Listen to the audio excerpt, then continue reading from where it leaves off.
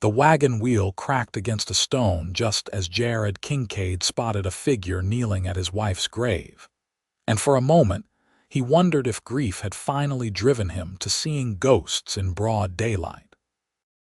It was late September in 1876, and the Montana Territory sun beat down mercilessly on the dry earth surrounding his ranch house. Jared pulled his horse to a stop, dust rising around the animal's hooves as he squinted toward the small cemetery plot he'd carved out on the hillside 2 years prior. The figure wasn't a ghost at all, he realized with a jolt of something between anger and curiosity. It was a woman, her dark blonde hair catching the afternoon light, her head bowed in what appeared to be prayer over the simple wooden cross that marked where Margaret lay. His first instinct was to ride up there and demand to know what business a stranger had disturbing his wife's resting place. His second instinct, the one that had kept him alive through cattle rustlers and harsh winters, made him observe first. The woman wore a simple gray dress that had seen better days, and she carried no visible weapon. Her hands were clasped before her, and even from this distance, Jared could see her lips moving in silent prayer. He dismounted slowly, looping his horse's reins around the fence post near the house. His boots made soft, crunching sounds on the packed earth as he approached the hillside. The woman didn't seem to hear him coming, so absorbed was she in her prayers. As he drew closer, he could make out the words, "Please watch over her soul, Lord. Keep her in your loving embrace. Comfort those she left behind and help them find peace in their hearts again. Amen." Jared stopped a few feet away, his throat suddenly tight. "You mind telling me what you're doing at my wife's grave?" The woman's head snapped up, and he found himself looking into a pair of startled green eyes set in a face that bore the marks of recent hardship. There were shadows under those eyes, and her cheeks were hollower than they should have been on a woman who looked to be in her mid-20s. She scrambled to her feet, her dress catching on the rough grass. "I'm sorry," she said quickly, her voice soft but clear. "I didn't mean to intrude. I saw the grave from the road and it looked so lonely up here. I couldn't help but stop and say a prayer." "Lonely," Jared repeated, the word tasting strange in his mouth. "That's one way to put it." The woman brushed dirt from her dress, though the gesture seemed more nervous habit than practical. "I lost my husband 6 months ago. I know what it's like to stand at a grave and feel like no one else in the world understands. I thought perhaps your wife might appreciate knowing someone was thinking of her." Jared felt his anger deflate like a punctured water skin. He removed his hat, running a hand through his dark hair, which was longer than Margaret would have approved of. "She died 2 years ago. Fever took her fast. I'm truly sorry for your loss." The woman extended her hand. "My name is Grace Atwood. I just arrived in Hecla this morning on the stage." He shook her hand briefly, noting the calluses that marked her as someone accustomed to hard work. "Jared Kincaid, this is my ranch." Grace glanced around at the sprawling property, taking in the house that needed paint, the barn that sagged slightly to one side, and the fields where cattle grazed in the distance. "It's beautiful land. It needs work," Jared admitted, more to himself than to her. "I've let things slide." "Grief has a way of making everything else seem unimportant," Grace said quietly. She looked back at the grave. "Margaret was her name, Margaret Rose Kincaid." Jared's voice softened despite himself. "She loved this land almost as much as I did, maybe more. She saw what it could become." Grace smiled, and it transformed her tired face into something almost radiant. "She sounds like she was a wonderful woman." "She was." Jared shifted his weight, uncomfortable with the emotion welling up inside him. He'd spent 2 years building walls around his heart, and this stranger was somehow finding cracks in them with simple kindness. "You said you just got into town. You got family here." The smile faded from Grace's face. No. My husband and I were heading west to start fresh, but he took ill on the journey. We only made it as far as Billings before he passed. I've been working there, saving money, trying to figure out what to do next. A woman in town mentioned that Hecla might have opportunities for someone willing to work hard. Jared studied her more closely. She had the look of someone who'd been knocked down but refused to stay down, and he recognized it because he saw it in his own mirror every morning. What kind of work are you looking for? Anything honest. I can cook, clean, so tend gardens. I helped my husband run a small farm back in Ohio before we decided to head west. Grace met his eyes directly, no shame in her admission of need. I'm not afraid of hard work, Mr. Kincaid. Before Jared could think better of it, words tumbled out of his mouth. My housekeeper quit 3 months ago, said the ranch was too isolated and I was too miserable to work for. She wasn't wrong on either count. The house is a mess. I've been living on beans and hardtack, and I could use someone who knows their way around a kitchen and can handle general housekeeping. Grace's eyes widened. Are you offering me a position? Jared hesitated, part of him screaming that this was a terrible idea.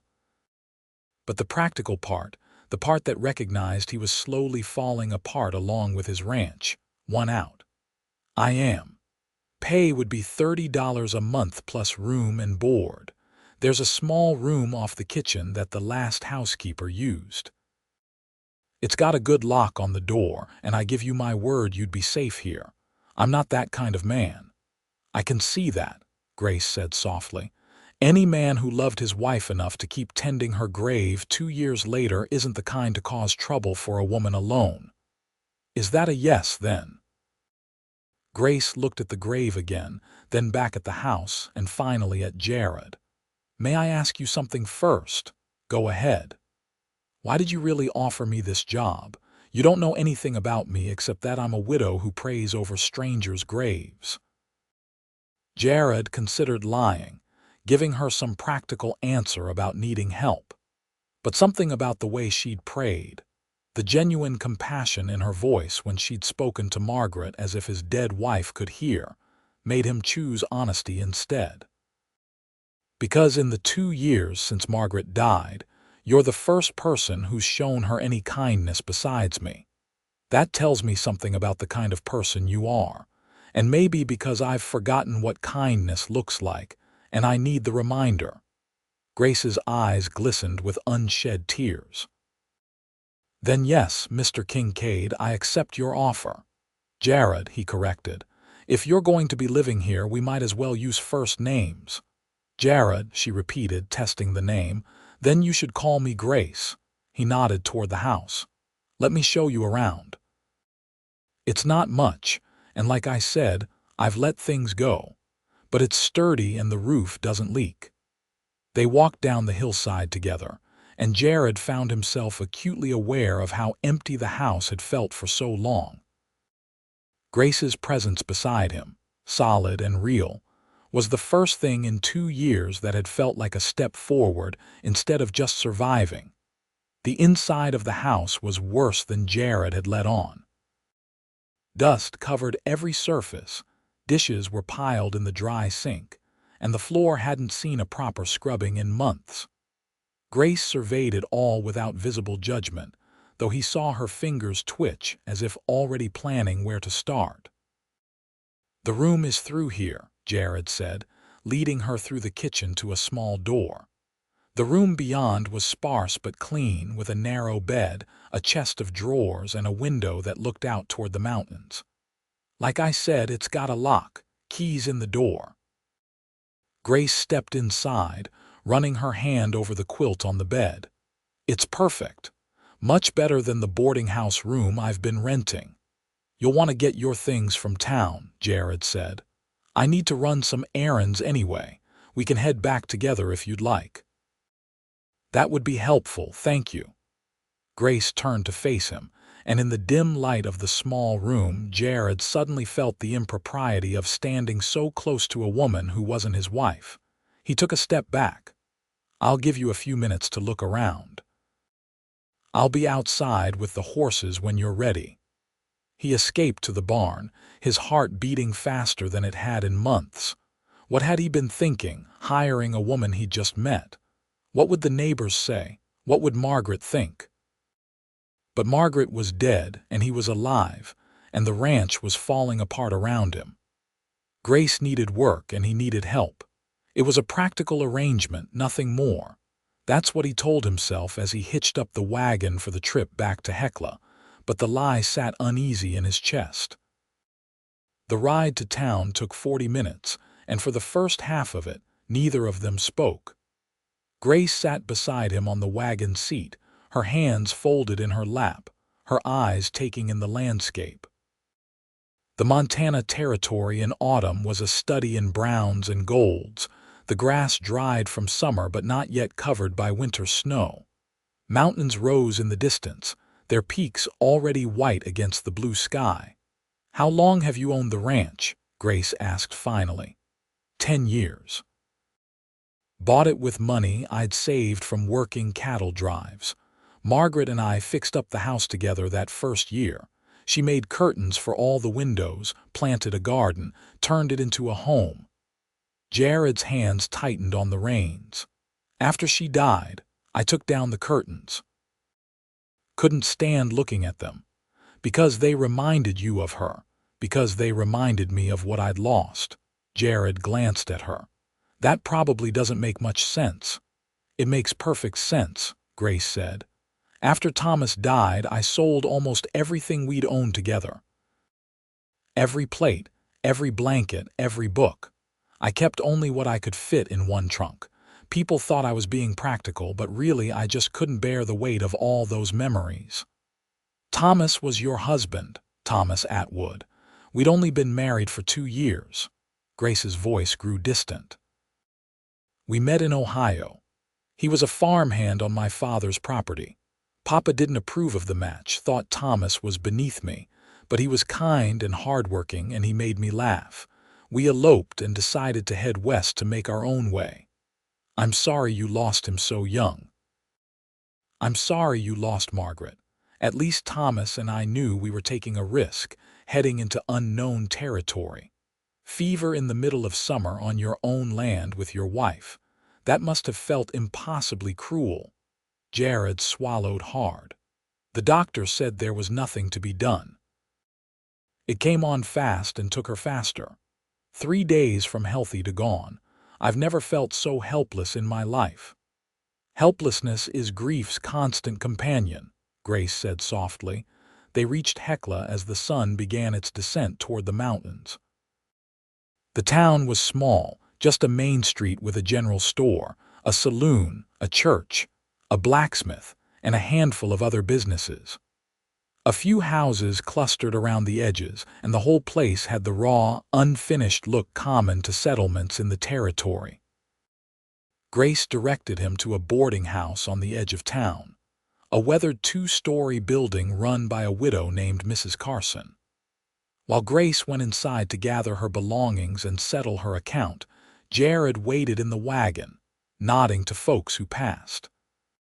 Several gave him curious looks, and he knew tongues would be wagging by morning about Jared Kincaid and the woman he'd brought to town. Let them talk. He'd stopped caring what people thought the day Margaret died. Grace emerged carrying a single worn trunk and a carpet bag. Jared jumped down to help her load them into the wagon bed, surprised by how light they were. She really had sold everything. "That's all?" he asked. "That's all," she confirmed. "I learned to travel light." They stopped at the general store so Jared could stock up on supplies and Grace could get a few necessities. Inside, Mrs. Patterson, the storekeeper's wife, looked Grace up and down with undisguised curiosity. "Who might you be?" she asked, her tone just shy of rude. "Grace Atwood," Grace replied pleasantly. "I'm Mr. Kincaid's new housekeeper." Mrs. Patterson's eyebrows rose so high they nearly disappeared into her hairline. "Housekeeper, living out at the ranch, that's right." Jared's voice was flat, daring her to make something of it.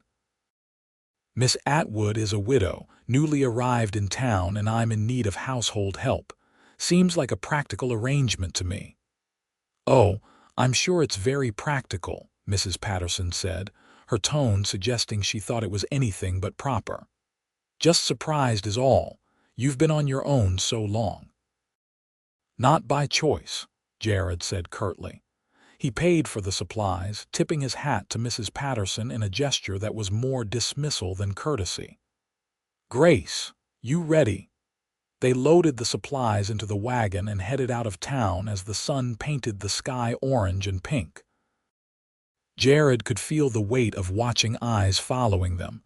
"I've caused you trouble already," Grace said quietly. "People will talk. People always talk. Doesn't mean I have to listen." Jared urged the horses into a faster trot. "You haven't done anything wrong, neither have I. We're two people trying to survive, helping each other out. That's all there is to it." But as they rode back toward the ranch in the gathering dusk, Jared couldn't shake the feeling that it was more than that, or would become more than that, whether he wanted it to or not. Grace proved her worth immediately. By the time Jared finished his evening chores and came back to the house, she'd already started on the kitchen. The dishes were washed and put away, the stove was scrubbed clean, and something that smelled like actual food was cooking in a pot. "I found some vegetables in the root cellar that were still good," Grace said, not looking up from her work. "And there was salt pork in the stores. It's just a simple stew, but it'll be better than beans." Jared stood in the doorway, suddenly feeling like an intruder in his own home. The kitchen looked more alive than it had in 2 years, steam rising from the pot, a woman moving confidently through the space. For a moment it was too much like before, and he had to grip the door frame to steady himself. "You all right?" Grace asked, finally looking at him. Her expression softened with understanding. "I'm sorry, this must be strange for you." "It is," Jared admitted, "but strange might be what I need. I've been living in a tomb of my own making. Then perhaps it's time to start living in a house again instead." Grace ladled stew into 2 bowls. "Sit." "You look exhausted." He was exhausted, Jared realized, bone-tired in a way that went beyond physical labor. He sat at the table and Grace placed a bowl in front of him before taking a seat across from him with her own. "Should we say Grace?" she asked, then laughed softly at herself. "I suppose that's easier to remember with a name like mine." Jared couldn't remember the last time he'd prayed before a meal. Margaret had always insisted on it, but after she died, he'd seen no point in thanking a God who'd taken his wife. Still, he bowed his head while Grace spoke a simple blessing, her voice gentle in the quiet kitchen. The stew was good, better than good. It had flavor and warmth, and Jared found himself eating with more appetite than he'd had in months. They ate in companionable silence, the only sounds the clink of spoons against bowls and the pop of wood in the stove. "Tell me about the ranch," Grace said after a while. "What needs doing most urgently?" Jared considered the question. "Everything," he said finally. "The barn needs repairs before winter. The fences need mending.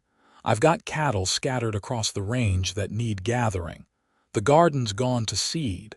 The house needs more work than I can list. And I need to cut hay while there's still good weather." That's quite a list for one man. "It is. I had a hired hand for a while, but he left last spring, said I was too difficult to work with." Jared pushed his empty bowl away. He was probably right. Grace stood and collected the bowls. "Well, I can handle the house and garden. That'll free you up for the outdoor work.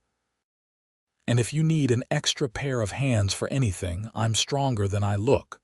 "I don't doubt it." Jared watched her move to the sink. "Grace, can I ask you something?" "Of course." "Earlier at the grave, what made you stop? Most people would have just ridden past." Grace was quiet for a moment, her hands stilling in the wash water.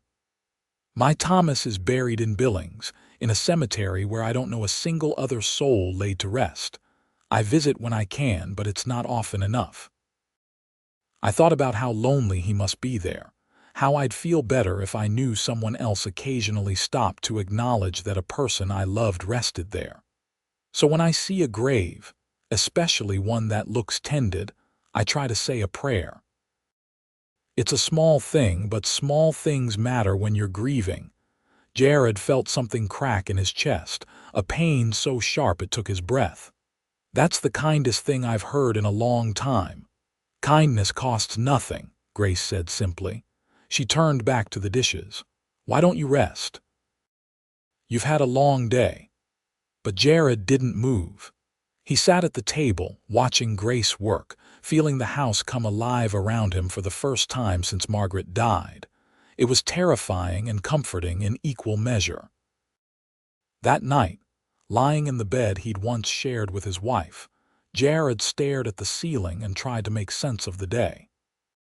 He'd woken up alone, as he had every day for 2 years, but he'd gone to sleep with another person in the house, someone breathing and moving and living in the rooms beyond his door. It felt like a betrayal. It felt like hope. It felt like both at once, and he didn't know what to do with that. In her small room off the kitchen, Grace lay awake as well, listening to the unfamiliar sounds of the ranch at night. She'd taken a risk accepting this position, moving to an isolated ranch with a man she'd just met. But desperation had a way of making risk-taking seem reasonable, and there was something in Jared Kincaid's eyes that told her he was a good man buried under grief. She thought about Thomas, about the life they'd planned that had been cut so short. She thought about the moment she'd seen his grave today, how the sight of it had stopped her in her tracks. Some instinct had told her that whoever lay there needed acknowledgement, needed to be remembered. Now she was living on the property, working for the widower, sleeping under his roof. It should have felt improper or dangerous, but instead it just felt necessary, like this was where she was supposed to be. Grace closed her eyes and prayed that she was right. The next morning, Jared woke to the smell of coffee and frying bacon. He dressed quickly, disoriented by the realization that he hadn't made his own breakfast. In the kitchen, Grace was already working, her hair tied back, an apron protecting her dress. "Good morning," she said cheerfully. "I hope I didn't wake you. I'm used to early hours." "You didn't wake me. I'm usually up before dawn." Jared accepted the coffee she poured for him, wrapping his hands around the warm cup. "You didn't have to make breakfast. It's my job," Grace reminded him. She set a plate of bacon and eggs in front of him. "Besides, I like cooking for someone besides myself. It feels purposeful." They fell into an easy routine over the following days. Jared would rise early and head out to work on the most pressing ranch tasks while Grace tackled the house. She cleaned with a vengeance, scrubbing years of neglect from every surface. She aired out rooms that had been closed, washed windows until they sparkled, and somehow made the house feel lived in again without erasing Margaret's memory. One afternoon, about a week after Grace's arrival, Jared came in for lunch to find her standing in the parlor, holding up a faded curtain. "Are these the ones Margaret made?" she asked. Jared froze in the doorway. "Yes, I put them in the chest when I took them down. They are beautiful work. The fabric is good quality and the stitching is excellent." Grace looked at him carefully. "Would it bother you if I hung them again? The parlor gets such harsh afternoon light, and these would help." Every instinct told Jared to say no, to keep the curtains packed away where they couldn't hurt him. But he looked at Grace's face, saw the gentle understanding there, and realized she wasn't trying to replace Margaret or erase her memory. She was trying to honor it by bringing beauty back into the house. "Go ahead," he said, his voice rough. "You're right. She'd want them to be used." Grace smiled. "Would you help me? I'm not quite tall enough to reach the rods." They hung the curtains together, Jared holding them up while Grace made sure they were straight. When they were done, the parlor was transformed, the fabric casting a soft glow over the room. Jared stood back, bracing himself for the wave of grief he expected, but it didn't come. Instead, he felt something like peace. "Thank you," he said softly. "For what?" "For not trying to erase her. For understanding that moving forward doesn't mean forgetting." Grace touched his arm briefly, a gesture of comfort that felt natural rather than intrusive. "Love doesn't die just because people do. Margaret is part of this house, part of this land, part of you. I wouldn't want to erase that. I just want to help you live alongside it instead of being buried by it." That night, for the first time since Margaret's death, Jared sat in the parlor instead of hiding in his room. Grace sat in the other chair, mending one of his shirts by lamplight, and they talked. She told him about growing up in Ohio, about her father's farm, about meeting Thomas. He told her about his early days in Montana, about building the ranch, about Margaret's dreams for the place. It felt good to talk about Margaret without the conversation being saturated in pity. Grace asked genuine questions, laughed at stories of Margaret's stubbornness, and seemed to genuinely want to know about the woman who'd lived here before her. "She sounds like she was a force to be reckoned with," Grace said. She was. She could outwork most men and outstubborn anyone. Jared smiled at the memory. "The first year we were here, she insisted on helping build the barn. I told her it was too dangerous, and she told me that if I was going to treat her like a delicate flower, she'd prove me wrong by doing it herself. So I taught her how to use a hammer properly, and she worked alongside me until it was done. I think I would have liked her. I think she would have liked you too." The words surprised Jared, but once he said them, he knew they were true.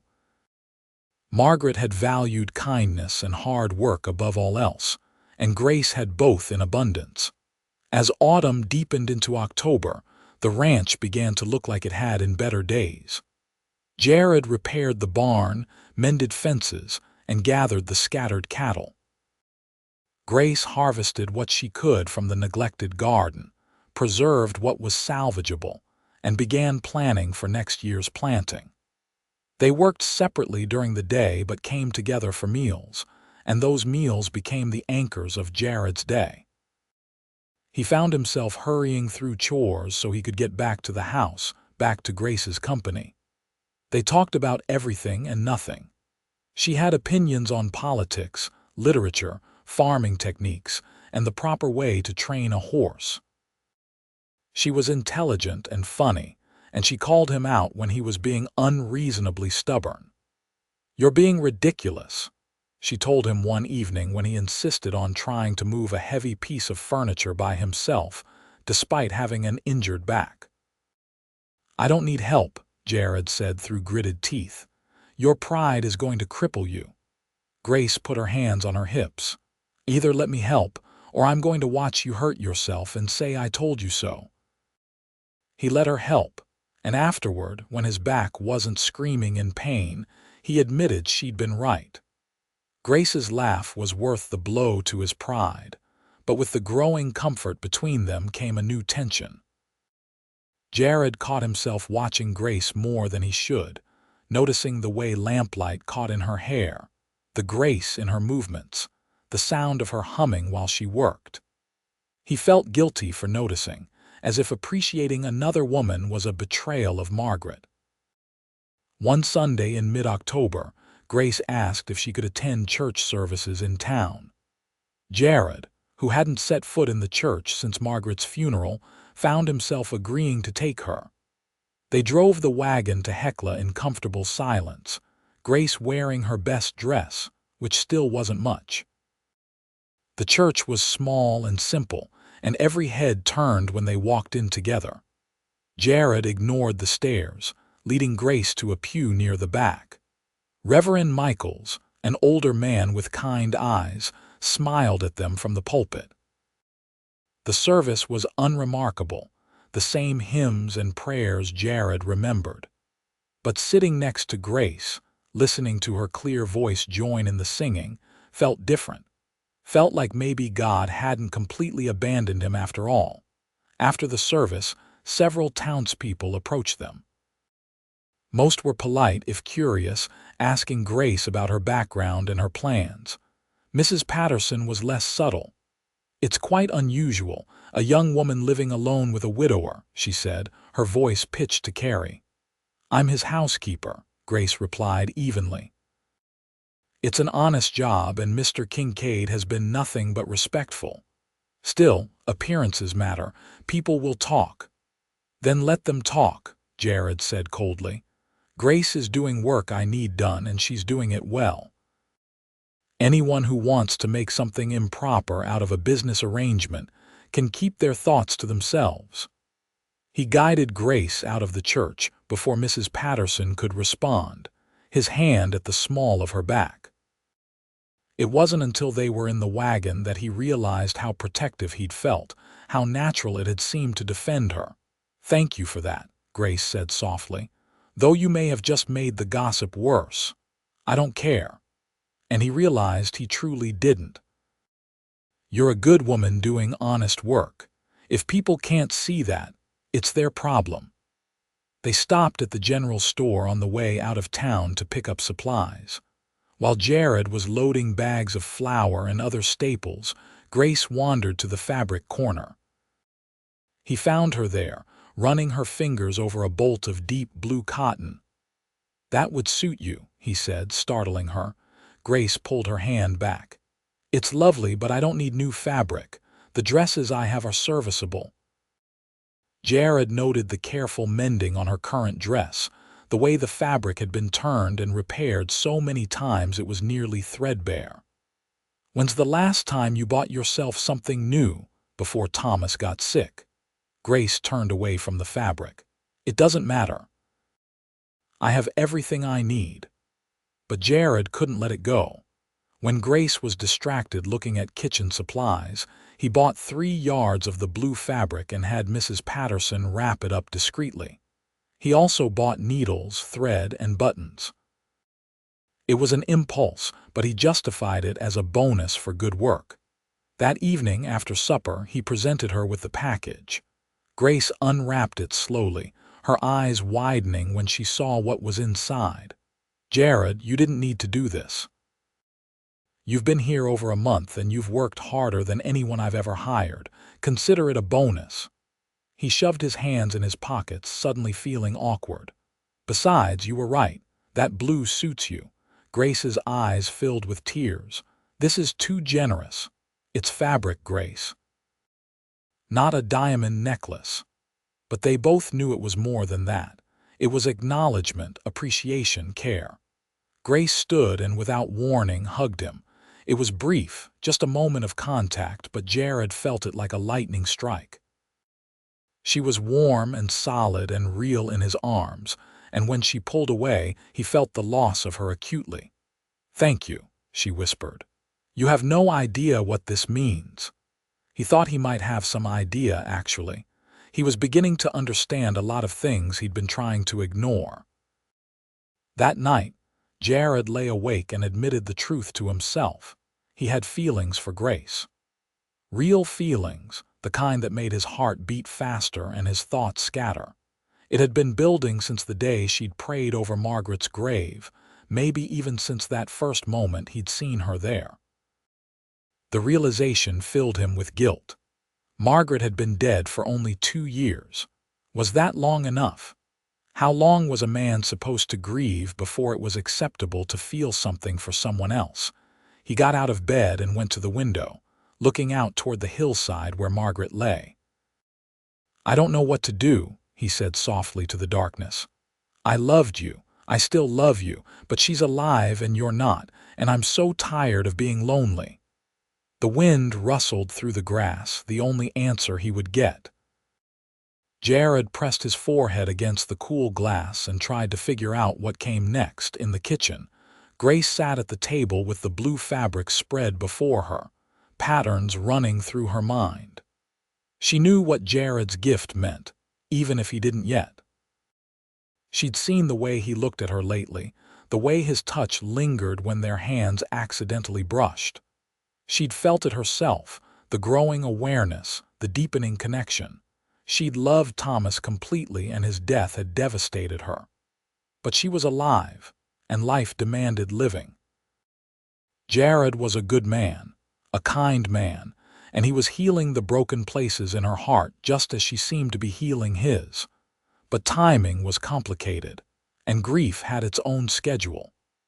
Grace folded the fabric carefully and said a prayer that they could find their way through this together.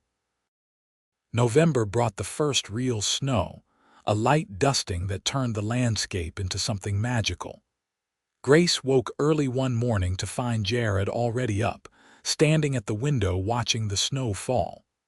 "First snow always makes me think of her," he said without turning around. Margaret loved winter. She said it made everything clean and new. Grace joined him at the window, standing close but not touching. "Tell me your favorite memory of her." Jared was quiet for so long Grace thought he wouldn't answer. Then he spoke, his voice soft with memory. "The first winter we were here, we got snowed in for 3 days. No way to get to town, no one to visit, just the two of us and the animals to care for. I was worried she'd get cabin fever, but she was delighted. She made bread, we played cards, we told each other stories from before we met. On the third night, she made me dance with her in the parlor. There was no music, just her humming, but we danced until we were both laughing." "That's beautiful," Grace said softly. "I haven't danced since." Jared finally looked at her. "Haven't wanted to. Maybe someday you will again." "Maybe." His eyes held hers and something passed between them, an acknowledgement of possibilities neither was quite ready to name. The moment was broken by the sound of a horse approaching. Jared frowned, moving to the door. Grace followed, curious who would be visiting so early. A young man dismounted, his face urgent. "Mr. Kincaid, I'm Sam Porter from the ranch down valley. My father sent me. There's a bad storm coming, biggest of the season so far, expected to hit by tomorrow. He wanted to warn folks to get prepared." "I appreciate the warning," Jared said.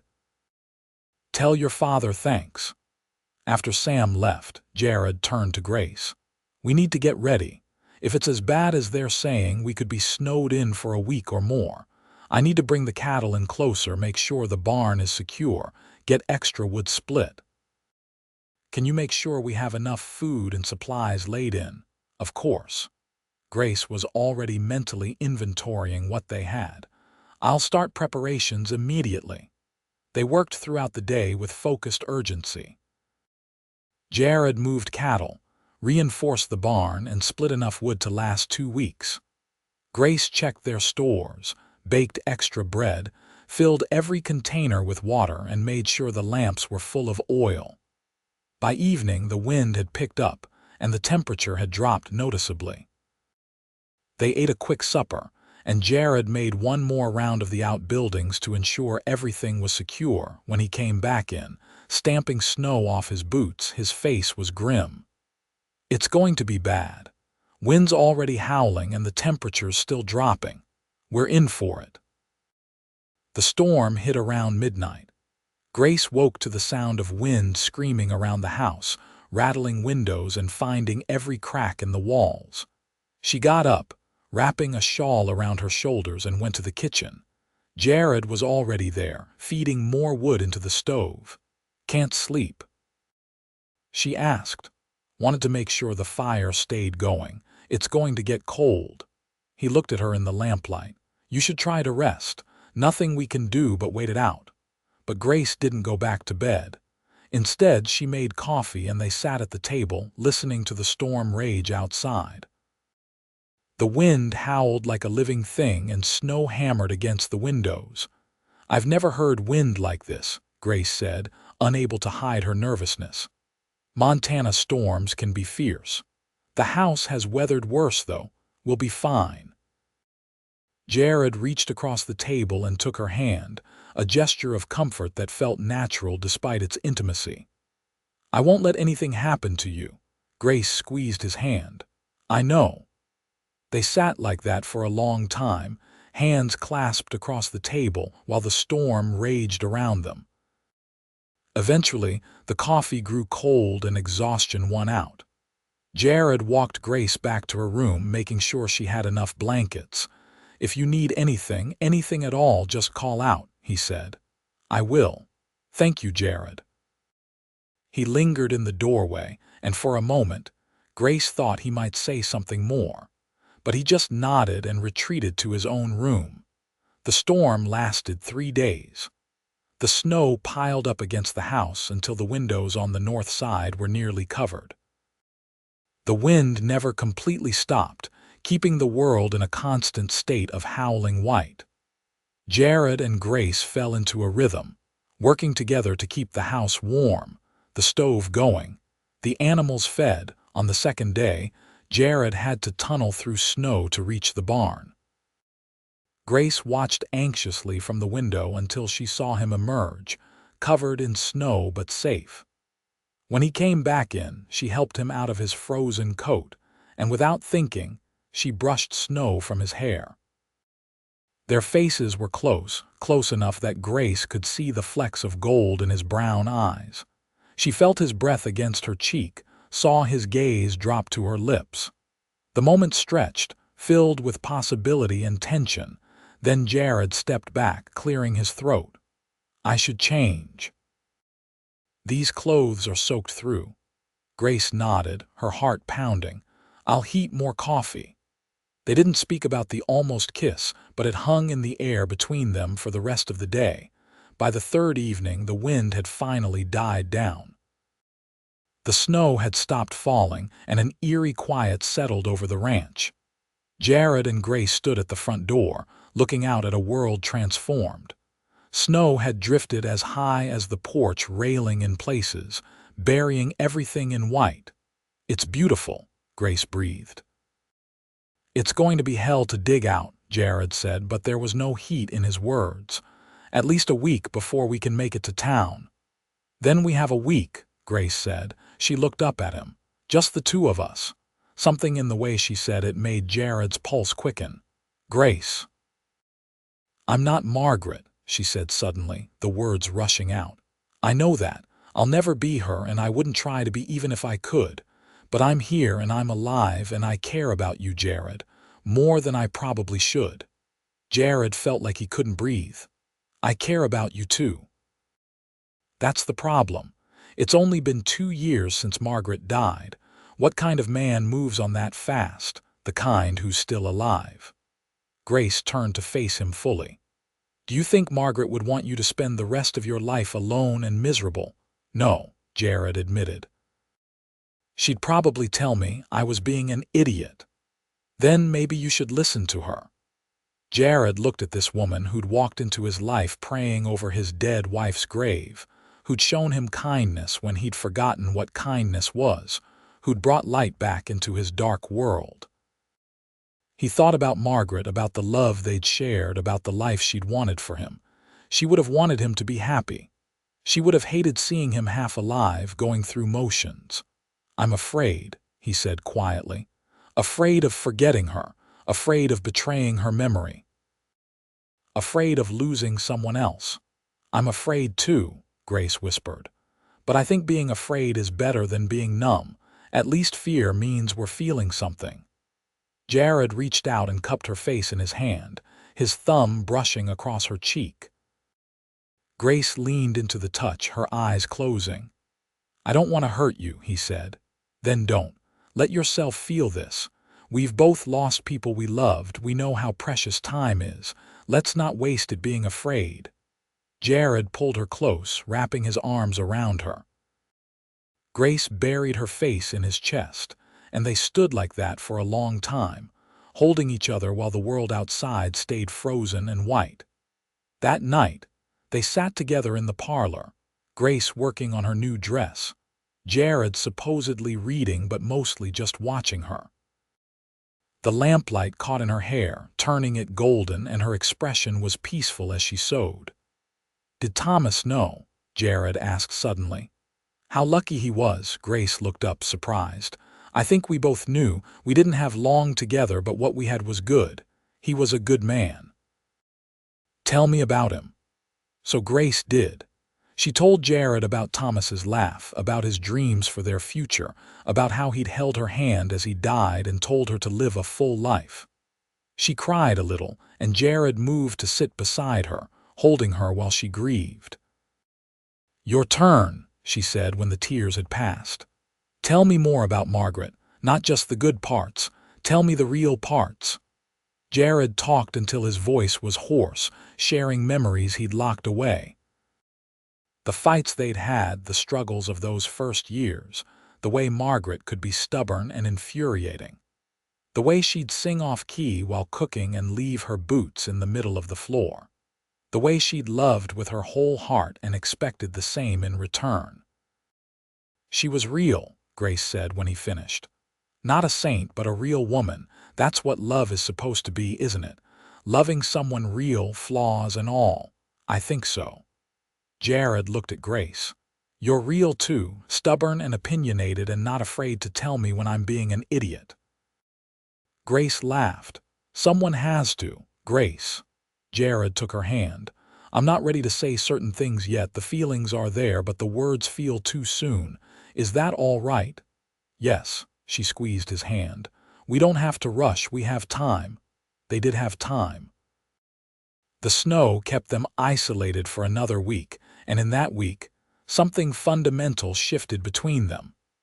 They talked more, shared more, grew more comfortable with touches that lingered. Jared kissed her for the first time on the 5th day, a soft, tentative press of lips that felt like a promise and a question all at once. Grace kissed him back, and in that kiss was her answer. "Yes, this is real. Yes, I feel it too. Yes, we can do this." When the snow finally melted enough to make it to town, they went together. The gossips had a field day, of course, but Jared didn't care. He walked into the general store with Grace beside him, and anyone who had a problem with it could deal with him directly. To his surprise, not everyone disapproved. Reverend Michael stopped them on their way out of the store, his expression kind. "Mr. Kincaid, Miss Atwood, might I have a word?" They followed him to the church, where the Reverend gestured for them to sit. "I'm not here to judge," he said gently. "I'm here to offer guidance if you want it.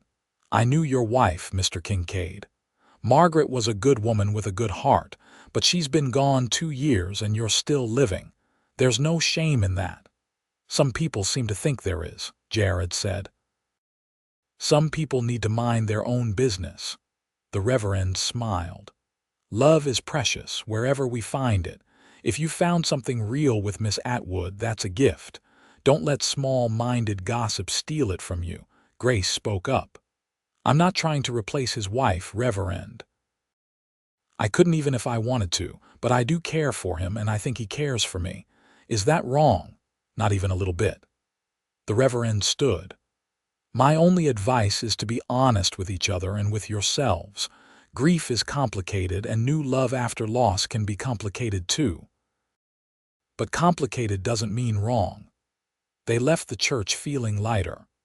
On the ride back to the ranch, Grace leaned against Jared's shoulder and he wrapped an arm around her, no longer caring who saw. Winter deepened, and with it, their relationship. They moved through the house together like partners, anticipating each other's needs, finding joy in small moments. Jared taught Grace to handle a rifle in case she ever needed to defend herself or the ranch. Grace taught Jared how to make proper biscuits, laughing when his first attempts came out hard as rocks. Christmas approached, their first Christmas together. Grace wanted to make it special, to bring some of the joy of the season back into Jared's life. She made wreaths from pine branches, baked cookies, and even convinced him to go out and cut down a small tree for the parlor. "Margaret and I never had a tree," Jared admitted as they decorated it with paper ornaments Grace had made. "She always wanted one, but I never got around to it." "Then this one is for both of you," Grace said. "For the life you had with her and the life you're building now." On Christmas morning, Jared gave Grace a small package.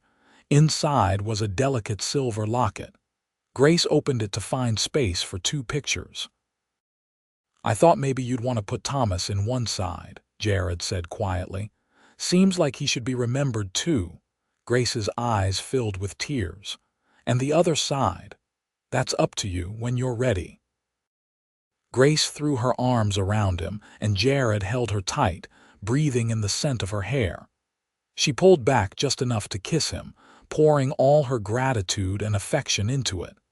"I love you," she whispered against his lips. "I know it might be too soon to say it, but I do." "I love you, Jared Kincaid." Jared felt the words settle into his heart, and they didn't hurt the way he'd feared they would. They felt right. "I love you too," he said, and it was the truth. "It's different from how I loved Margaret, but it's real." "Different is good," Grace said. "I wouldn't want to be a replacement. I want to be something new." "You are."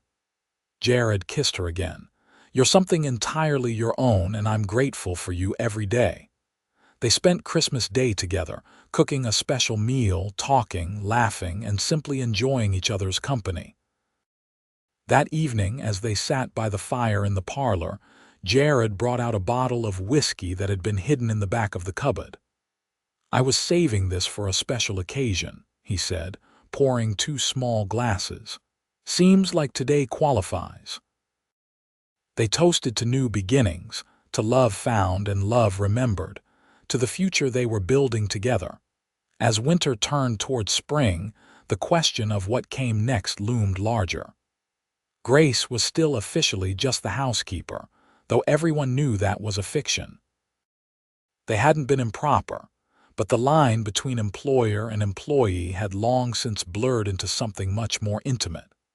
One evening in February, as they sat together reviewing the ranch accounts and planning for spring planting, Jared set down his pencil and looked at Grace seriously. "This arrangement isn't going to work much longer," he said. Grace's heart sank. "What do you mean?" "I mean that having you here as the housekeeper when we both know you're so much more than that isn't right. People are talking, and while I don't care much what they say, I care about your reputation. I care about doing right by you." "What are you saying?" Jared got up and paced to the window, then turned back to face her. "I'm saying this isn't how I planned to do this. I thought I'd take you somewhere nice, maybe into town for dinner, make it special. But I'm not good at waiting, and I'm not good at pretty speeches, so I'm just going to say it plain." He dropped to one knee beside her chair, and Grace's breath caught. "Grace Atwood, you walked into my life when I'd given up on living. You showed kindness to my dead wife, and in doing so, you showed me that my heart wasn't as dead as I thought. You're smart and strong and stubborn, and you make me want to be better. I love you, and I want to spend the rest of my life with you if you'll have me. Will you marry me?" Grace's hands flew to her mouth, tears streaming down her face. "Yes," she gasped. "Yes, of course, yes." Jared stood and pulled her into his arms, kissing her deeply. When they finally broke apart, both were laughing and crying at once. "I don't have a ring yet," Jared admitted. "I wanted to ask first, make sure you'd say yes before I went shopping. I don't need a ring right away." Grace cupped his face in her hands. "I just need you. You have me. For as long as you want me. Then I guess you're stuck with me forever."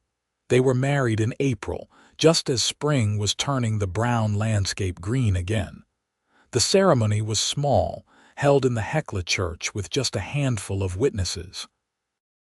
Grace wore the blue dress she'd made from the fabric Jared had given her, and Jared wore his best suit, brushed clean and pressed with care. Reverend Michaels performed the ceremony, his voice warm with approval. When he pronounced them husband and wife, Jared kissed Grace with such tenderness that several of the women in attendance wiped away tears. The wedding breakfast was held at the ranch, with neighbors bringing food and well wishes. To Jared's surprise, even Mrs. Patterson came, bearing a pie and a somewhat grudging smile. "I may have judged too hastily," she admitted to Grace. "You're good for him. Anyone can see that." "Thank you," Grace said graciously. "That means a lot." As the guests left and evening approached, Jared and Grace stood on the porch, watching the sun set over the mountains. The land stretched out before them, green and full of promise. "Should we go up to the grave?" Grace asked softly. "I feel like Margaret should know."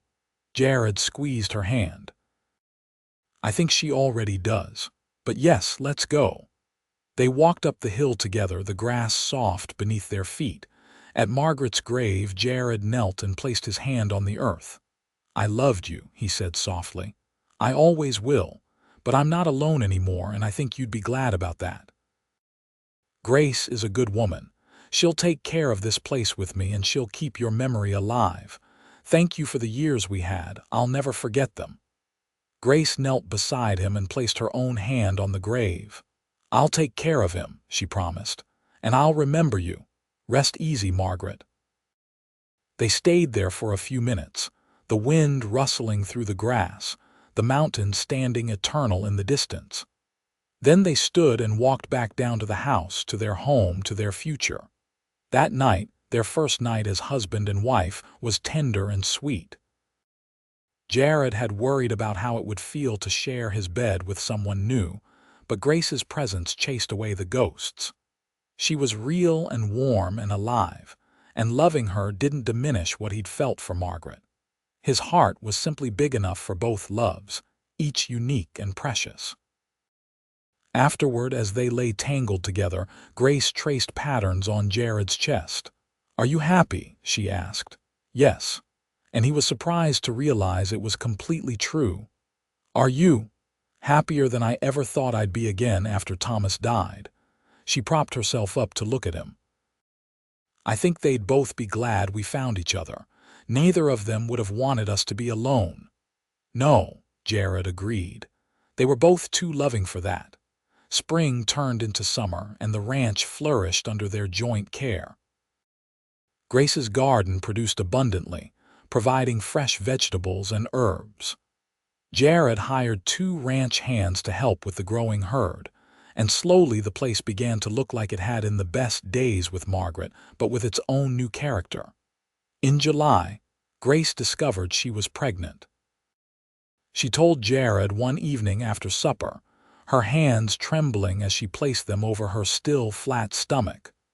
"We're going to have a baby," she whispered. Jared's face went through a series of emotions so quickly Grace couldn't track them all: shock, joy, fear, and finally settling on something like wonder. "A baby," he repeated. "We're going to have a baby." "Are you happy about it?" Jared pulled her close, resting his hand over hers on her belly. Terrified and thrilled in equal measure. But yes, happy. So incredibly happy. The pregnancy wasn't easy.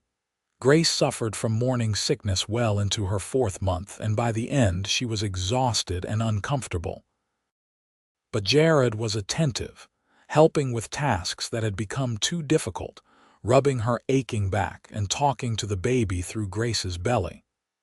"You tell that little one to be easy on you," Mrs. Patterson said when Grace came to town in her 8th month. The older woman had become an unlikely friend, her initial disapproval transformed into warm support. "First babies can be stubborn." "I'm just ready to meet him or her," Grace said, shifting her weight to ease the pressure on her back. In late February of 1878, on a cold night when the wind howled around the house, much like it had during that first storm, Grace went into labor. Jared rode through the dark to fetch the midwife, Mrs. Henderson, a capable woman who delivered half the babies in the county. Labor was long and difficult. Grace cried and cursed and squeezed Jared's hand so hard he thought she might break bones. He stayed with her throughout, despite Mrs. Henderson's suggestion that he might be more comfortable waiting elsewhere. "I'm not leaving her," he said firmly. Finally, as dawn broke over the mountains, their baby entered the world with a strong, healthy cry. Mrs. Henderson cleaned the baby and wrapped it in a blanket before placing it in Grace's arms. "You have a son," she announced with a smile. Grace looked down at the tiny face, tears streaming down her cheeks. "Hello, little one, we've been waiting for you." Jared peered over her shoulder, his own eyes wet. "He's perfect." "What will you name him?" Mrs. Henderson asked. Grace looked at Jared. They'd discussed names but hadn't settled on anything definite. Now, looking at their son, she knew. "Thomas," she said. "Thomas James Kincaid, after both our first loves." Jared's breath caught. "You're sure?" "I'm sure. They're part of our story, part of who we are. It's right that our son carries both their names." Jared kissed her forehead gently. "Thomas James it is. Welcome to the world, son." Thomas proved to be a content baby, sleeping and eating well. As winter melted into spring, the house filled with the sounds of infant cries and lullabies. Jared discovered a capacity for tenderness he hadn't known he possessed, walking the floor with Thomas when he was fussy, changing diapers without complaint, and staring at his son's face with undisguised wonder. Grace watched husband and son together and felt her heart overflow. She'd lost so much, but she'd gained so much more. This life, this family, this love, it was everything she'd dreamed of, and things she'd never dared to imagine. One afternoon in May, when Thomas was about 3 months old, Grace bundled him up and carried him up the hill to Margaret's grave. Jared was out working the range, so it was just mother and son making the trek. At the grave, Grace sat down carefully, holding Thomas in her lap. "Margaret, I wanted you to meet your husband's son," she said softly. "His name is Thomas James, and he's beautiful. He has Jared's eyes and what looks like it'll be my hair, though it's hard to tell yet." Thomas made a small sound, and Grace smiled down at him before looking back at the grave. "Thank you for loving Jared well. Thank you for building this life that I get to share now. I promise I'll tell Thomas about you when he's old enough to understand. You're part of his story, too." The wind blew gently across the hilltop, and Grace took it as blessing. She sat there for a while longer, talking to Margaret about mundane things, about the ranch, about Jared, about hopes for the future. It felt right, honoring the woman who'd come before while embracing the life that was now. When she came back down, Jared was home, unsaddling his horse. He saw her coming from the cemetery and understood immediately. "How was the visit?" he asked. "Good. I think she'd approve of him." "I think she'd approve of all of this," Jared said, pulling them both into a careful embrace. "I think she'd be glad I'm not alone." Life settled into a rhythm of work and family. Thomas grew from infant to toddler, his personality emerging bright and curious. He loved following Jared around the ranch, his small legs working hard to keep up. Grace often found them together in the barn, Jared patiently explaining how things worked while Thomas listened with solemn attention. When Thomas was 2, Grace became pregnant again. This pregnancy was easier, and in the summer of 1880, they welcomed a daughter they named Sarah Elizabeth. Sarah was different from her brother, fussier as a baby but quick to smile, demanding attention but generous with affection. "We have our hands full now," Grace said one evening, Thomas curled up on one side of her and baby Sarah nursing on the other.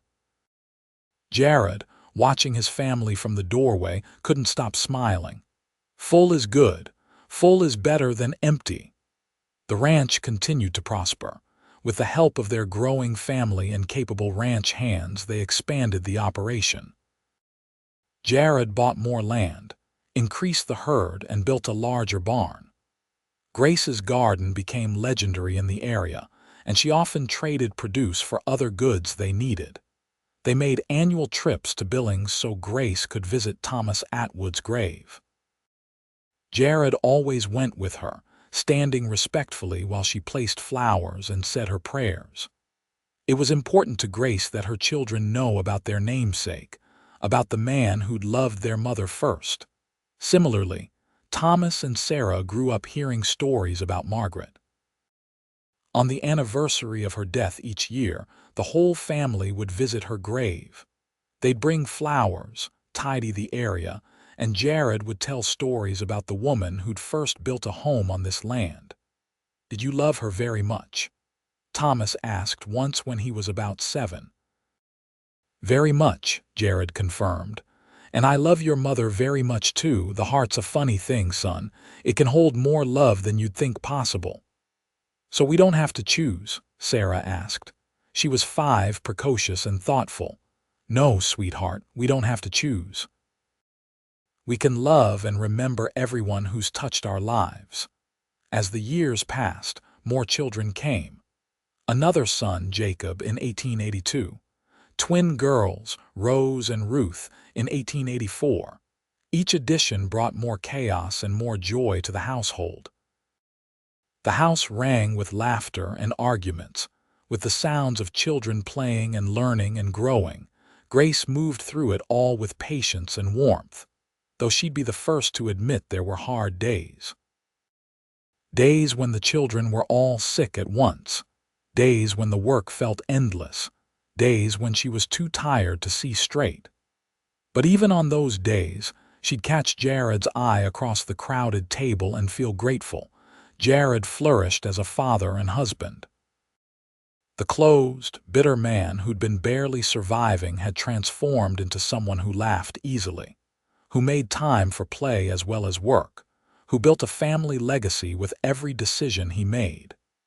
In 1886, Thomas turned 8 and began helping seriously with ranch work. He had a gift with horses, able to gentle even the most skittish animal. Jared watched his son work with pride and saw shadows of both Margaret and Grace in the boy, Margaret's determination and Grace's gentleness. That fall, as they prepared for another Montana winter, Jared took Grace up to the hillside cemetery.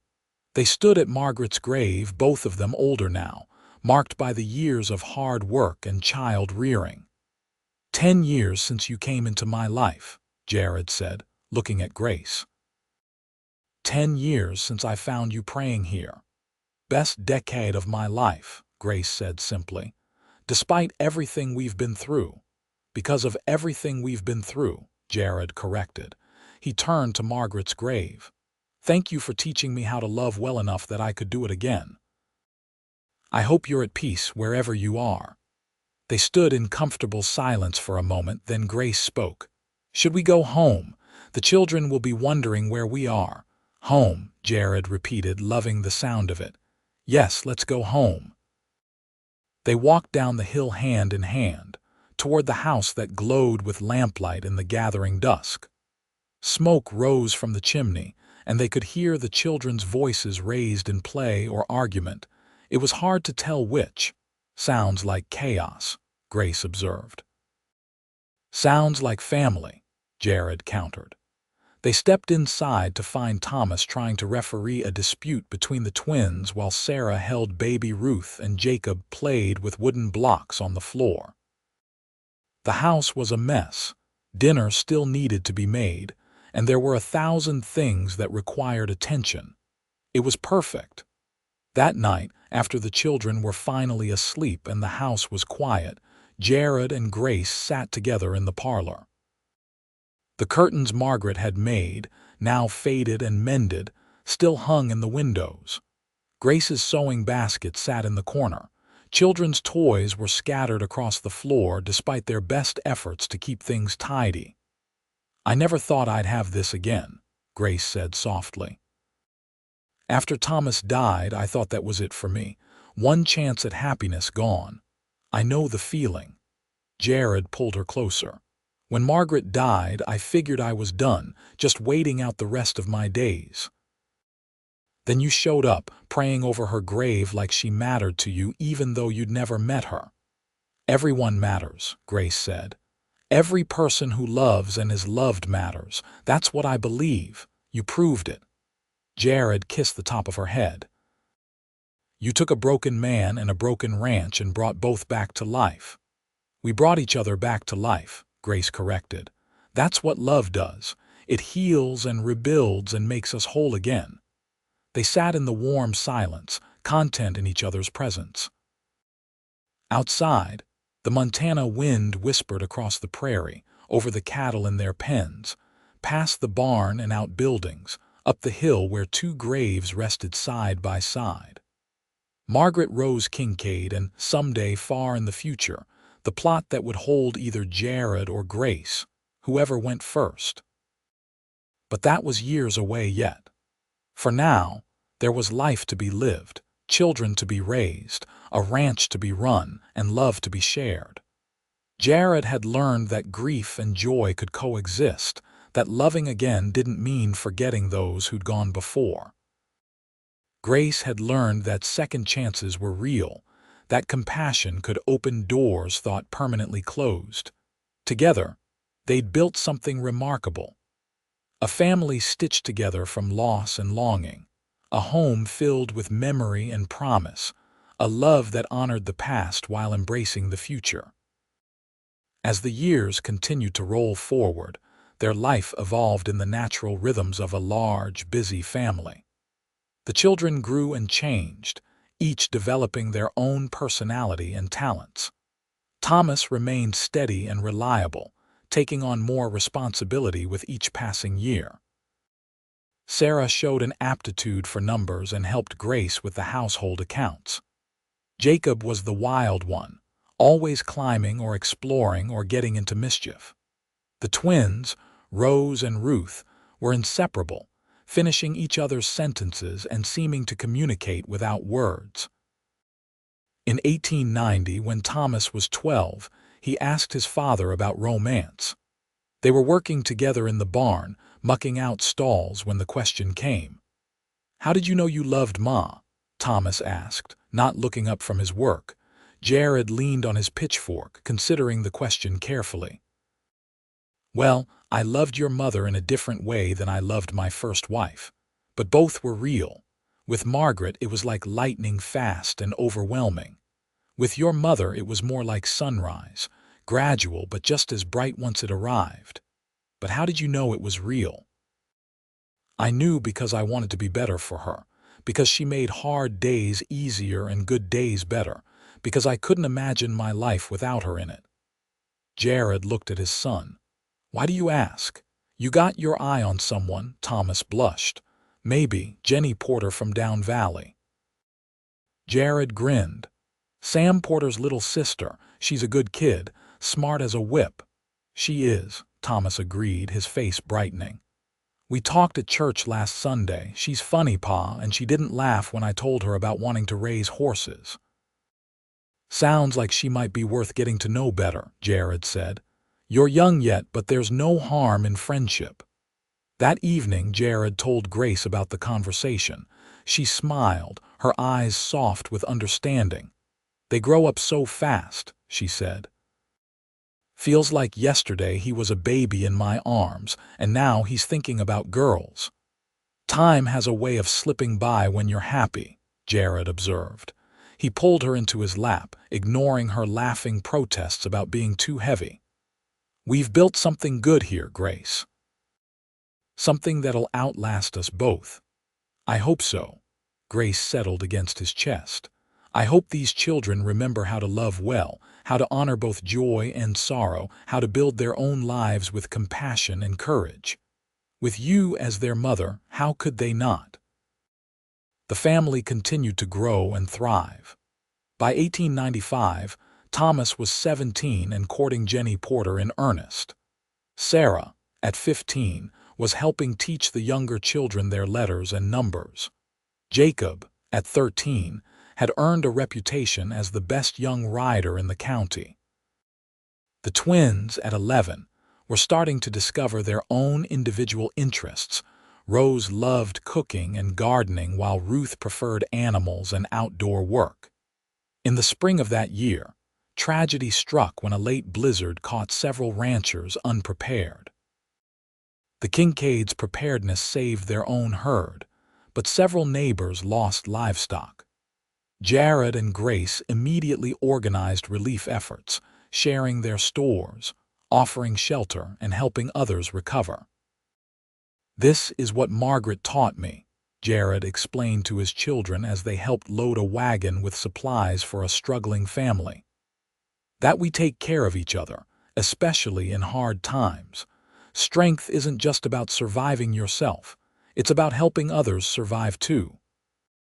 That generosity came back to them when, in the summer, a fire threatened their hay barn. Neighbors from across the valley showed up without being asked, forming bucket brigades and helping to save the barn and most of the hay.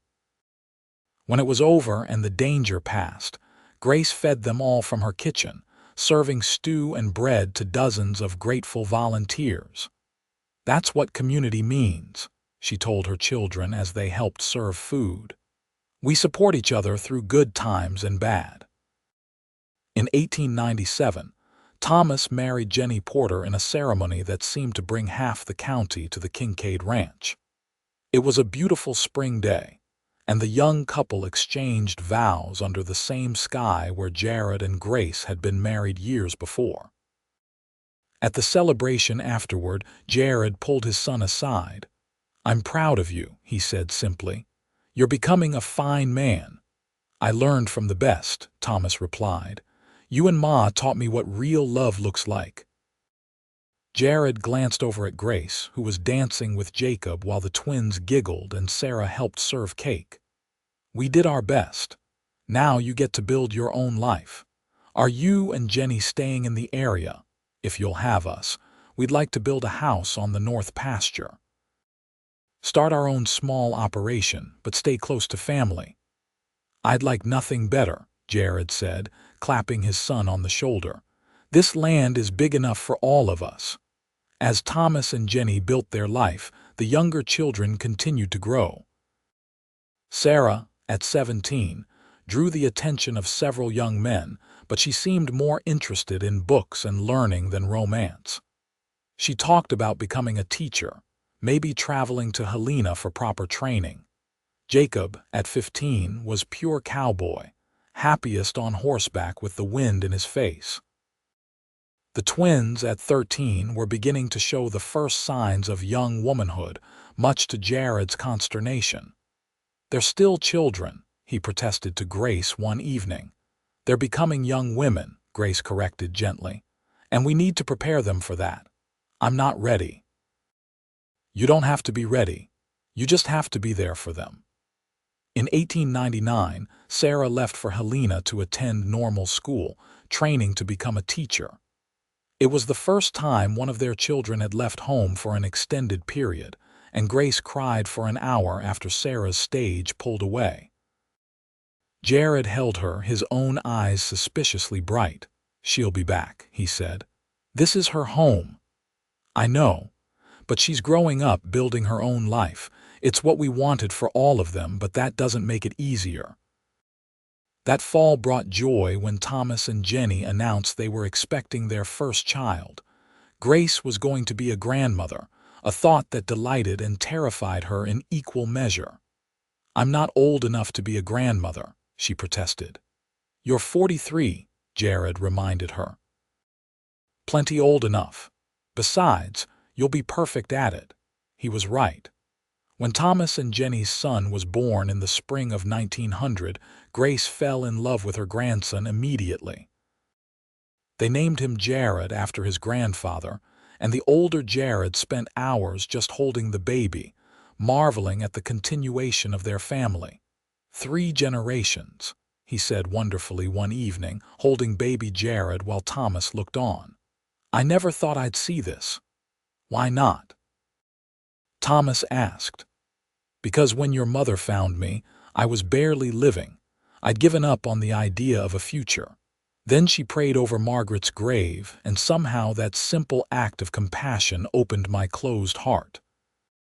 Everything we have now, you kids, this ranch, the grandchildren to come, it all started with that moment." Grace, overhearing from the doorway, felt tears prick her eyes. After all these years, Jared could still surprise her with his tenderness. The new century brought changes. The Montana Territory had become a state in 1889, and the old Wild West ways were gradually giving way to modern conveniences. The railroad reached closer, making travel easier. Towns grew larger, more established. But the Kincaid Ranch remained much as it had always been, a family operation built on hard work, love, and mutual respect. In 1902, Jacob announced he wanted to join a cattle drive to Wyoming. At 20, he was old enough, but Grace worried. "It's dangerous," she said. "Everything worth doing has risk," Jacob replied, unconsciously echoing lessons they'd taught him. "I need to see more of the world, Ma. I'll come back, but I need to go first." They let him go as they'd let Sarah go to Helena, as they'd supported Thomas in building his own home. Love meant holding tight and letting go in equal measure. The twins, now 16, were courting twin brothers from a neighboring ranch, much to everyone's amusement. "We can have a double wedding," Rose joked. "Don't rush things," Grace advised. "You're young yet." But young love had its own timeline, and in the spring of 1903, Rose and Ruth did indeed have a double wedding, marrying the Turner brothers in a ceremony that became the talk of the county. Both couples decided to stay in the area, building homes and lives close to family. Sarah returned from Helena in 1904, having finished her teacher training. She took a position at the Hecla School, living in town during the week but coming home for weekends. She'd grown into a confident, intelligent woman, and Grace and Jared were immensely proud of her. That same year, Jacob returned from his wandering, sunburned and lean and full of stories. He'd seen much of Wyoming and Colorado, worked cattle drives, and even spent time in Denver. But Montana called him back. "This is home," he said simply. "Nothing out there compared to this." He settled back into ranch life, taking on more responsibility as Jared began to slow down. At 55, Jared still worked hard, but his body was feeling the decades of labor. His joints ached on cold mornings and he tired more easily. Grace, at 48, was similarly marked by time and work, though she remained beautiful in Jared's eyes. One evening in the summer of 1905, they climbed the hill to the cemetery together, moving more slowly than they once had. Margaret's grave was well tended, as it had been for nearly 30 years. Beside it, they'd placed a stone for Thomas Atwood, though his body lay in Billings. It seemed right to honor both first loves in this place. "30 years ago you found me here," Jared said, gazing at Margaret's headstone. "I was so angry that day. Angry at the world, at God, at myself. And then there you were, praying over a stranger's grave." "It wasn't strange to me," Grace said softly. "It was just what needed to be done, small act of kindness in a hard world. That small act changed everything." Jared pulled her close. "Gave me back my life, gave me a family, gave me reason to keep going." "We gave each other those things," Grace corrected. "I was just as lost as you were. We found our way together." They stood there as the sun set, painting the Montana sky in shades of gold and pink. Below them, the ranch spread out in all its glory. Thomas and Jenny's house had lights glowing in the windows. Smoke rose from Jacob's cabin. The main house, where Grace and Jared still lived, sat solid and welcoming. Cattle grazed peacefully. Gardens flourished. Life continued in all its messy, beautiful complexity. "No regrets?" Jared asked. "Not a single one," Grace replied. "You? Only that I wasted 2 years being miserable before you came along, but I suppose I needed that time to be ready for you." "Everything in its own time," Grace said. "We found each other when we were meant to." They walked back down the hill, hand in hand, toward the house where their family waited.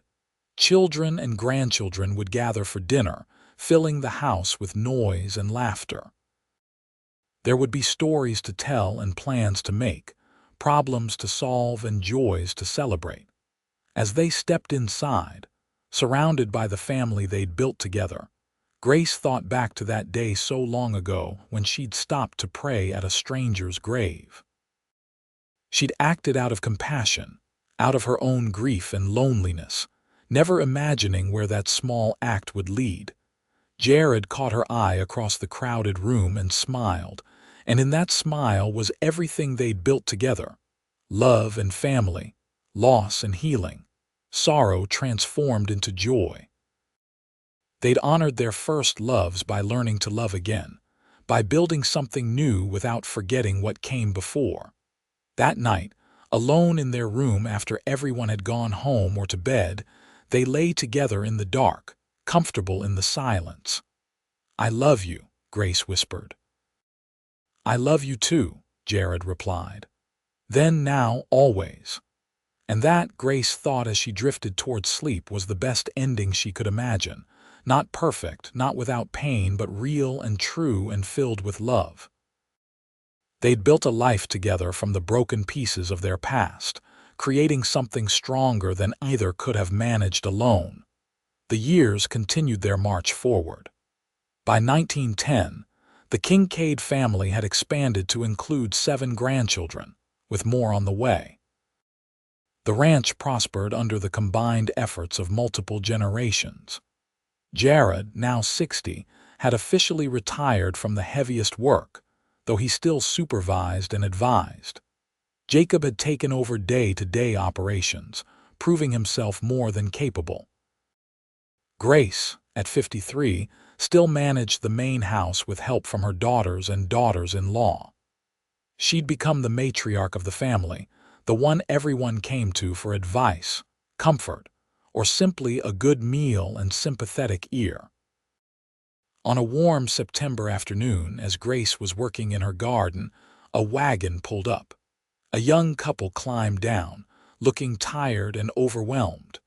The woman was obviously pregnant, and the man had the desperate look of someone at the end of their rope. "Can I help you?" Grace asked, wiping dirt from her hands. "We're looking for the Kincaid Ranch," the man said. "We were told in town that they sometimes hire help." Grace studied them, seeing echoes of her younger self in the woman's face. "You're at the right place. I'm Grace Kincaid." "Are you looking for ranch work?" "Any work," the man said. "We've been traveling, trying to find a place to settle. My wife's going to have a baby soon, and we need stability." "Where are you from?" "Ohio originally, but we've been west for 6 months now, and our money's running out." Grace felt something settle in her chest, a sense of rightness. "Wait here. Let me get my husband." She found Jared in the barn, showing his grandson how to properly saddle a horse. "There's a couple here looking for work. Young, pregnant wife, desperate circumstances. Sound familiar?" Jared's eyes met hers, understanding immediately. "Let's talk to them." Together, they interviewed the couple, whose names were Henry and Lillian Morrison. By the end of the conversation, they'd offered Henry a position as a ranch hand with a small cabin for him and his wife. Lillian nearly cried with relief. "We can't thank you enough," she said. "No thanks needed," Grace said gently. "Everyone needs a hand up sometimes. We've been where you are." After the Morrisons left to settle into their new cabin, Jared pulled Grace close. "You're recreating history. Maybe that's not a bad thing. They reminded me so much of us, of Thomas and me traveling west, of me showing up here desperate and alone. If we can help them avoid some of the hardship we went through, isn't that worthwhile?" "It is," Jared agreed. "It absolutely is." They stood together in the barn, the smell of hay and horses familiar and comforting. Through the door, they could see the ranch they'd built, the family they'd created, the legacy they were leaving. "We did good, didn't we?" Grace asked softly. "We did better than good," Jared replied. "We took our broken pieces and made something whole. We honored those we lost by living well. We built a family that knows how to love through grief and joy alike. I'd say that's a pretty remarkable achievement. I couldn't have done it without you, and I wouldn't have survived without you."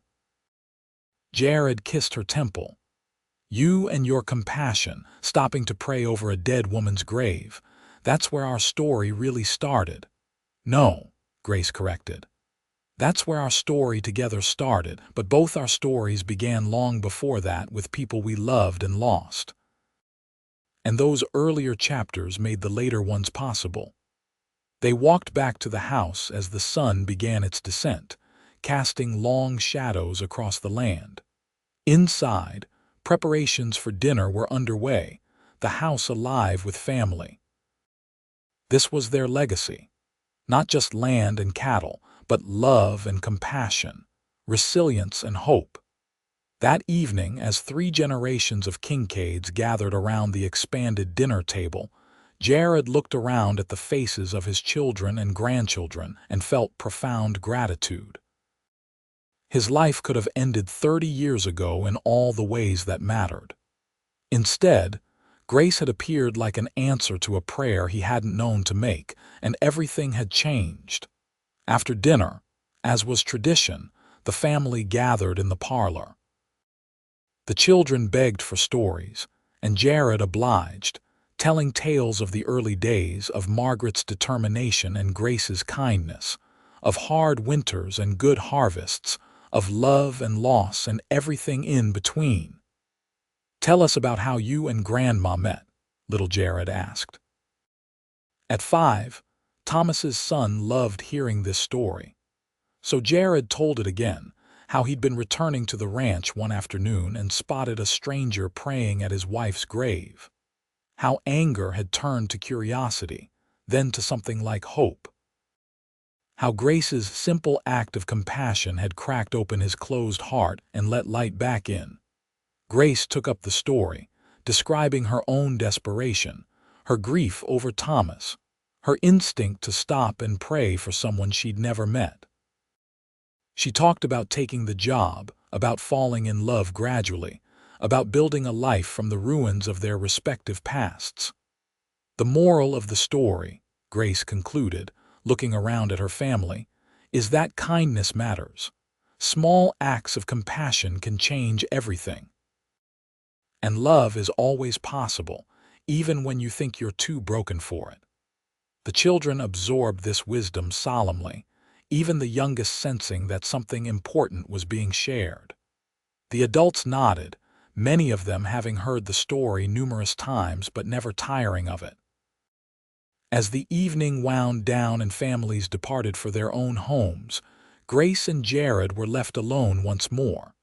They stood on the porch, watching the last of the wagons disappear into the darkness, lanterns bobbing like fireflies. "Tired?" Jared asked. "Pleasantly so," Grace replied. "The good kind of tired that comes from being surrounded by people you love." They went inside and readied for bed, moving through the familiar routine they'd perfected over decades together. As they finally settled under the quilts Grace had made years ago, Jared pulled her close, her back against his chest, his arm around her waist. "I've been thinking," he said softly. "About what?" "About what comes after, when one of us goes." Grace tensed slightly. "That's morbid." "Maybe, but it's real. We're not young anymore, Grace. Someday, probably too soon, one of us will be alone again." "I know." Her voice was small. "I try not to think about it. I want you to know that if I go first, you should live, really live.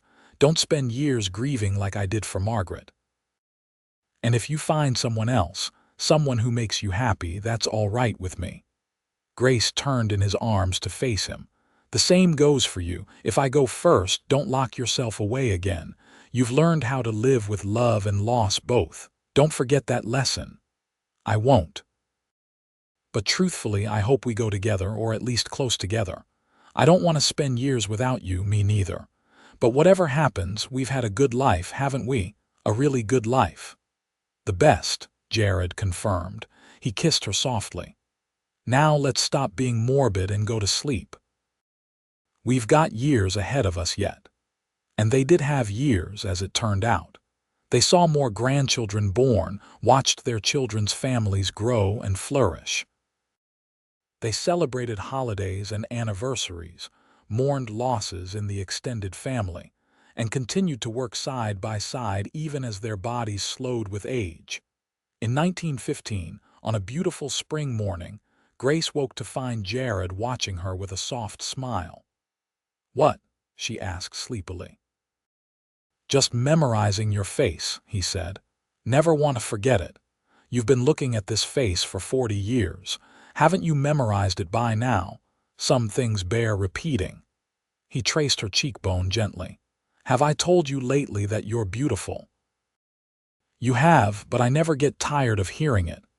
They rose and dressed, moving into another day of the life they'd built together. At breakfast, Jacob mentioned that Thomas and Jenny were coming for dinner with their family. "All 6 of them?" Grace asked. "All 6. And Sarah's bringing the man she's been seeing. Says it's serious." Grace and Jared exchanged glances. Sarah, at 35, had focused on teaching rather than romance for so long they'd wondered if she'd ever settle down. "Well then, we'd better make it special," Grace said. "A family dinner and a potential new family member. That calls for my good china and that roast I've been saving."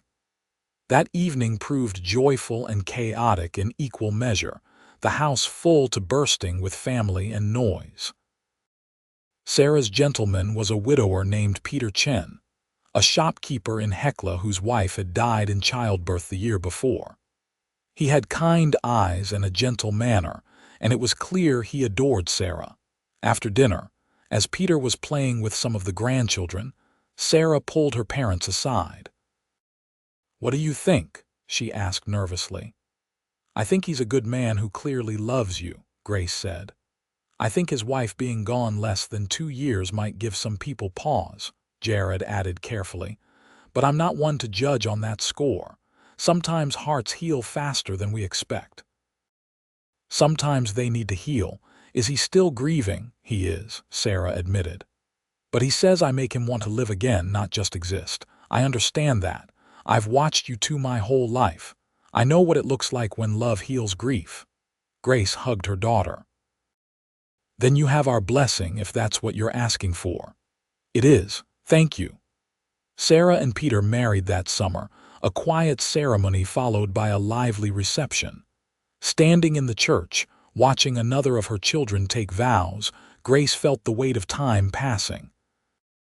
But it was a good weight, the accumulation of lived days and cherished moments. By 1920, as Jared approached 70 and Grace 63, they'd begun talking seriously about slowing down even more. Jacob was fully capable of running the ranch, Thomas's family was well established, and the twins had their own thriving homesteads. It was time to let the next generation lead. "We could travel," Jared suggested one evening.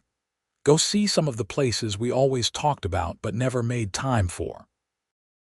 "Or we could just be here," Grace countered. "Enjoy our family, our home, the life we built. I don't need to go anywhere else. This place is everything to me. This place or the people in it. Both. Can't separate the two." They decided on a compromise. They'd stay on the ranch but truly retire, letting their children handle operations while they focused on being grandparents and enjoying their later years together. Those years were sweet. They took long walks around the property, visited with neighbors, hosted family dinners every Sunday. They sat on the porch in the evenings, watching sunsets and remembering.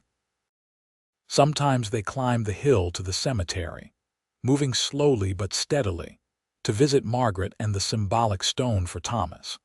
On their 40th wedding anniversary in 1916, the family threw them a celebration that brought people from across the county. There were speeches and toasts, laughter and tears. Thomas gave a moving tribute to his parents, talking about what they'd taught their children about love and resilience. "They showed us that grief doesn't have to destroy you," he said. "That honoring the past doesn't mean being trapped by it. That love can bloom more than once if you're brave enough to let it. Ma and Pa, thank you for showing us the way." Grace cried through the entire speech, and Jared's eyes were suspiciously bright. Later, Alone in their room, they held each other close. 40 years, Grace marveled.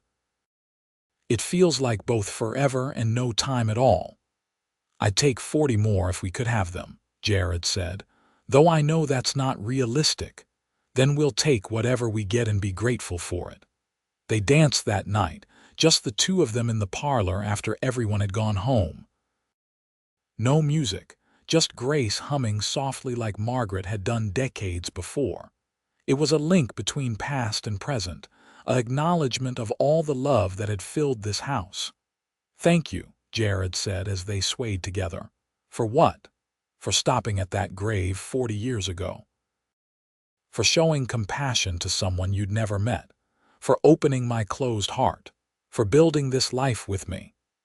Thank you for giving me a chance when I was desperate and alone. For treating me with respect and kindness. For loving me even when you thought you'd never love again.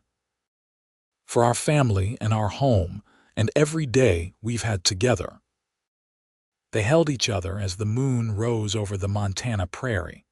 Two people who'd found each other in grief and built joy together, proving that love was always possible, always worth pursuing, always the answer to life's hardest questions. In the fall of 1922, as golden leaves drifted from the cottonwood trees, Jared and Grace celebrated their 72nd and 65th birthdays respectively. They were slower now, their hair white, their faces lined with the years. But their love remained strong, perhaps stronger for having weathered so many seasons together. One afternoon, they made their way up the hill to the cemetery one more time. It took them longer than it used to, but they made it, settling onto the bench Jacob had built there years ago. "We've had a good run," Jared said, looking at Margaret's weathered headstone. "Better than I ever hoped for after you died. I think you'd be pleased with how things turned out." Grace placed flowers on both graves, Margaret's and Thomas's symbolic stone. "I hope they know," she said softly, "that we never forgot them, even as we loved each other. That they're part of our story, our family, our legacy." "I think they know," Jared said. He pulled Grace close and they sat together on the hilltop, looking down at the ranch spread below them. Children and grandchildren moved about the various houses and outbuildings, living the lives that Grace and Jared had made possible. "No regrets?" Jared asked, as he had so many times before. "Not a single one," Grace replied, as she always did. "You?" "Only that I can't live it all over again with you." Grace squeezed his hand. "Then we'll have to make the most of the time we have left." "We will," Jared promised. "Every single day," and they did. They lived fully and loved deeply for several more years, surrounded by family, rooted in the land they'd tended together, grateful for every sunrise and sunset. When Jared passed peacefully in his sleep in 1925 at the age of 75, Grace grieved deeply, but with a peace born of having loved well and been loved in return. She lived another 5 years, watching her family continue to grow, telling stories to great-grandchildren about the man who'd given her a chance when she was desperate, about the wife who'd come before her, about love and compassion and never giving up hope. When she finally joined Jared in the cemetery on the hill in 1930, she was laid to rest on his other side, Margaret on one side and Grace on the other, 3 people whose love stories had intertwined to create something remarkable. On Grace's headstone, Thomas had inscribed words his mother had often said: "Kindness matters. Love is always possible." It was the lesson she'd lived by, the truth she'd proven with her life, and the legacy she left to all who came after.